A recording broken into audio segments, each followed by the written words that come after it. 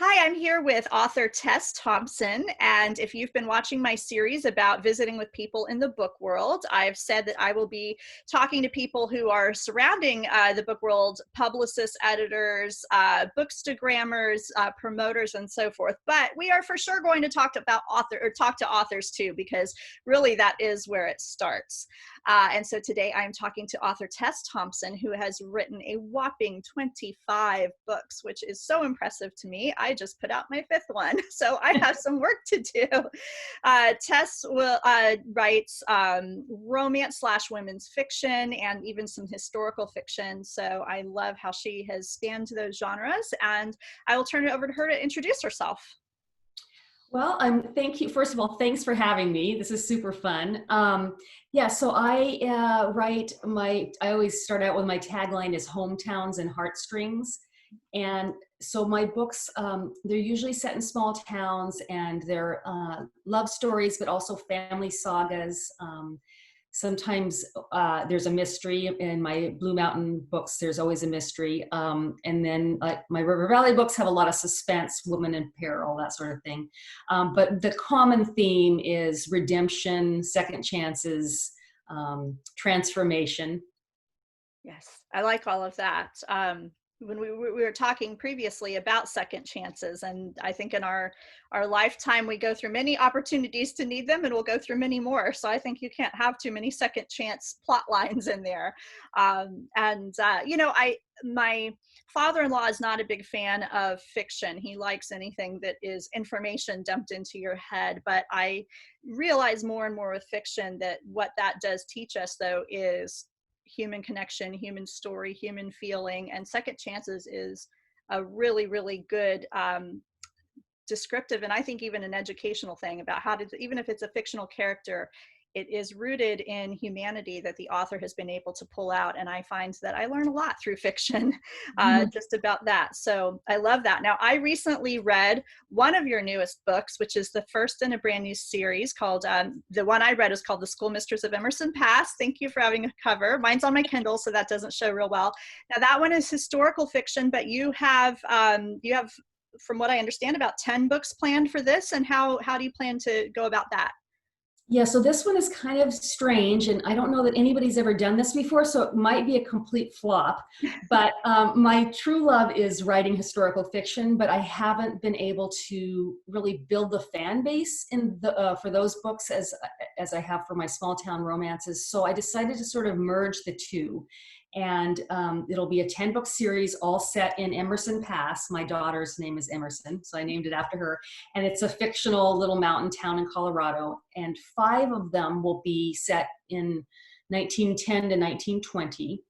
And 5 will be contemporary, with the setting being the common theme, but also the descendants of the original characters from the School Mistress will be the contemporary characters. So we'll kind of learn the family history throughout these 10 books. That's great. So are you going to go back and forth? Every other book will be historical Yes. and so forth? Okay, Yeah. I'm excited about that.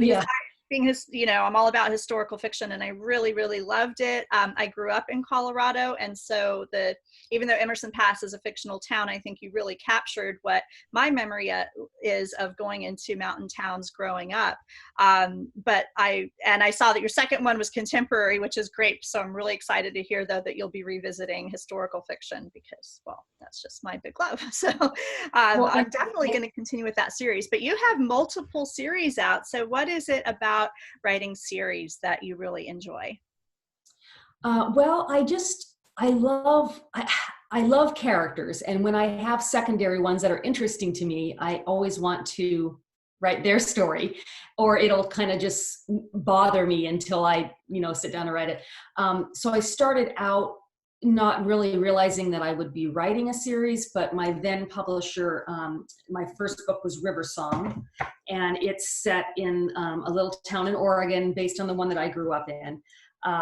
And they really wanted a second one. So the first features Lee Tucker, and she moves back to her hometown after something tragic happens to her, and teams up with a group of people who want to reinvent the town from a dying timber community to a tourist attraction. So they decide to open this restaurant, and in that book, Annie is introduced, and she's the chef. So I decided to do her story, and then once I realized how much fun it was to do these series, I kind of got hooked. And you never have to say goodbye to your characters that way, because they're always in the next book. I like that. I don't know if readers know, I don't think I understood until I was an author, that a lot of thought goes even into your secondary characters. You want them to have, even if it's much thinner, they get a lot less page space, they do have their own arc and their own motivations, and whether it makes it onto the page or not, you've really imagined who those people are. You don't just throw names and characters out there. So I can imagine, and I can even think of a few of my characters through the years where I go, oh, I'd kind of like to explore their story a little bit more. So I can understand it. And then as a reader too, when you get to the end of a book that you've just loved, the idea that there might be 9 more to go, it'd be just wonderful news. So I really need to get into series a lot more than I have been, because I'm seeing that they do well, and they do well in romance, especially, which are yours kind of straddle romance and women's fiction, I understand, which I like. I think that gives you something kind of meaty in there too. Yeah, well, it's sort of fun. And in my latest, well, my series that I've actually spent about the last 2 years in, it's Cliffside Bay. It's named after Cliff, my husband. And it's the only series that I actually sat down and spent weeks planning out. It's a 10-book series, but it's kind of part 1 is 5 couples and part 2 is 5 couples. But it's almost like a television show in that we get to find out what happens to the original characters all the way through the series. That I was motivated to do it that way because it's so much harder to. My original thought was I would write, 1 in River Valley, 1 in Blue Mountain, and sort of switch off. But it's so much harder to keep track of the through line and sort of where you were going. So I set out to write 5 in a row, and I have found that much easier and kind of fun too, because you get to know the characters so well, and they have their relationships with each other, but then the love story comes in. It's been really fun. So are they fairly standalone as well? I try as hard as I can to make them standalone, because a lot of readers are turned off if they think it's a series and they're like, I don't want to read 10 books. Mm-hmm.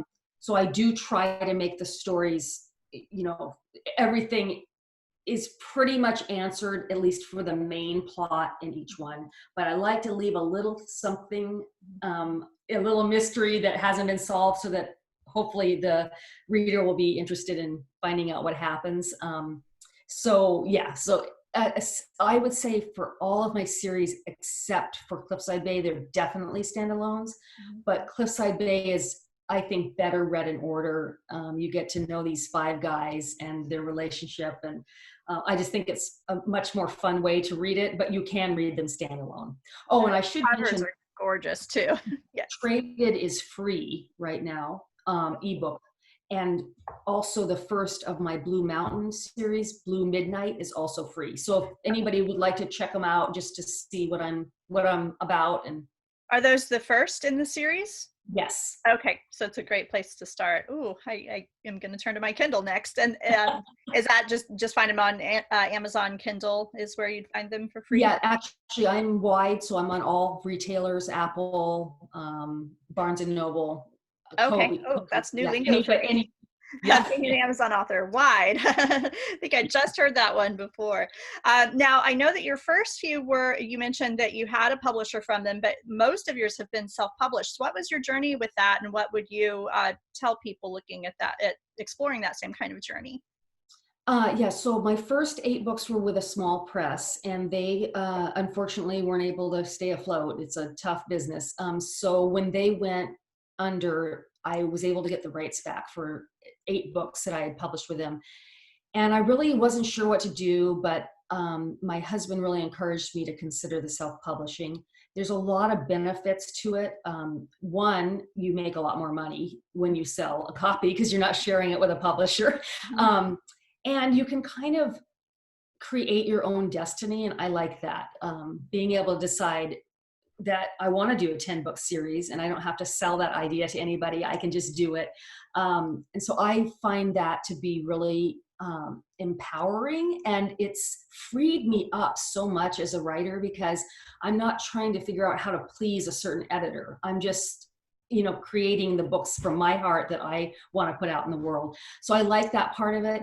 That said, it's harder to get, readership without a publisher behind you to kind of help propel that. But for me, it's been really nice. I struggle sometimes with balancing the business side, the marketing and everything with the actual writing. Because if I could, I'd just write the books and not worry about the rest of it, but that's not the reality. I think a good half my time plus is spent just on whether it's marketing specifically or it's just communication, social media, keeping in touch with people, with readers. And I love that. I love communicating with readers.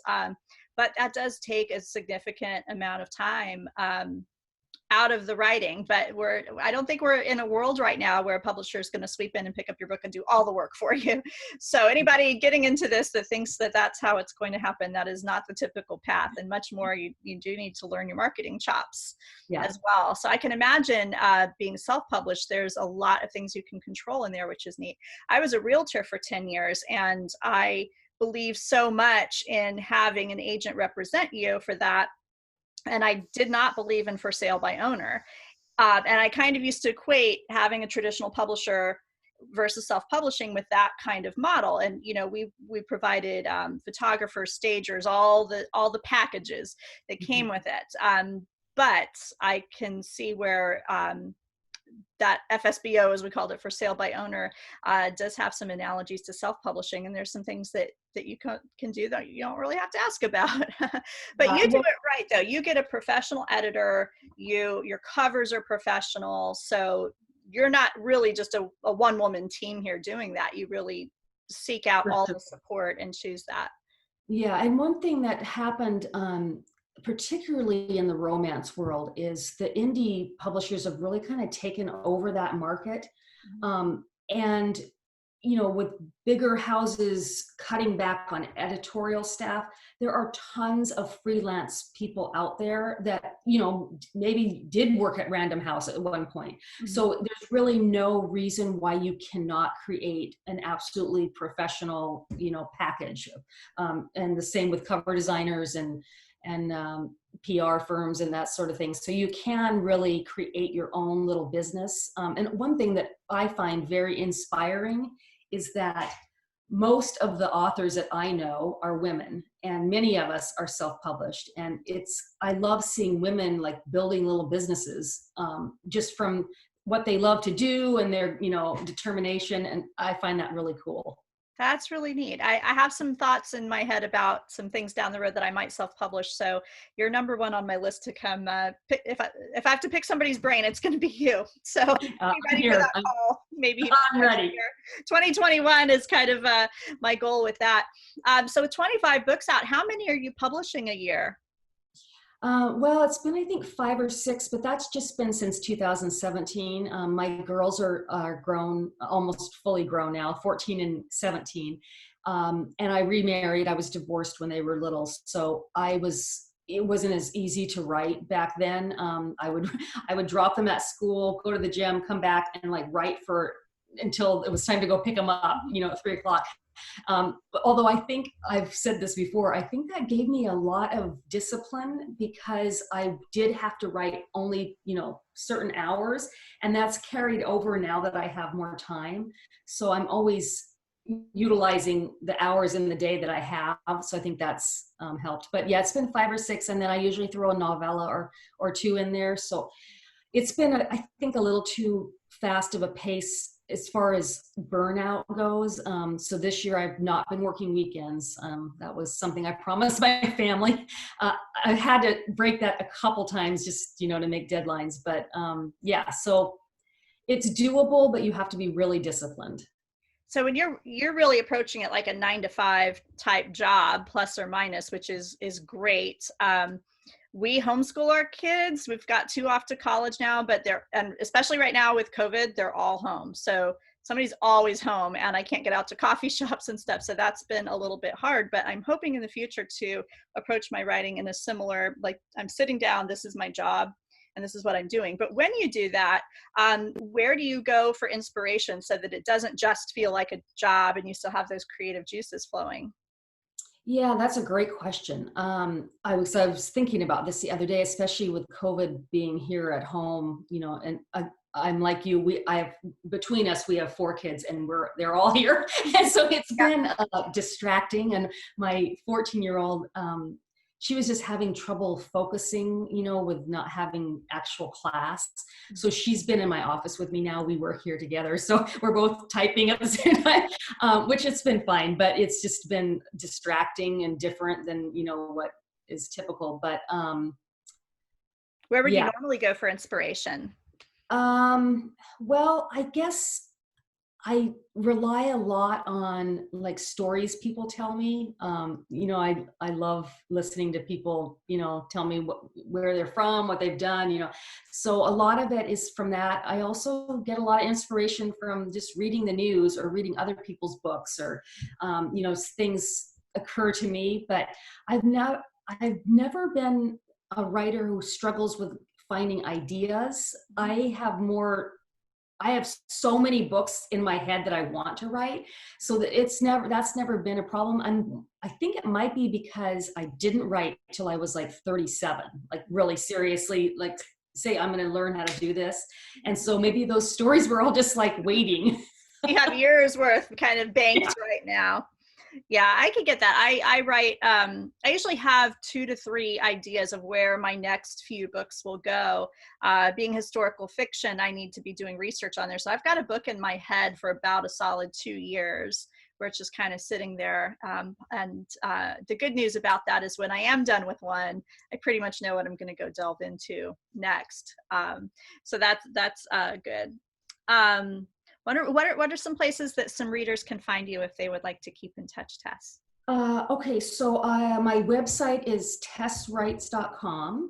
I'm on Twitter as Tess Writes, Instagram Tessie Lou Writes, and Facebook just author Tess Thompson. But you can also find both of us in the Facebook group, My Book Tribe.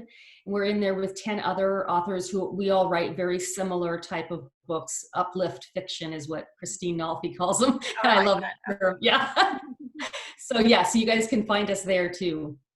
And is it on, I know that, forgot I wanted to ask you about this. You have a serial going as well. Is that on your website that you've got, that people can find your serial?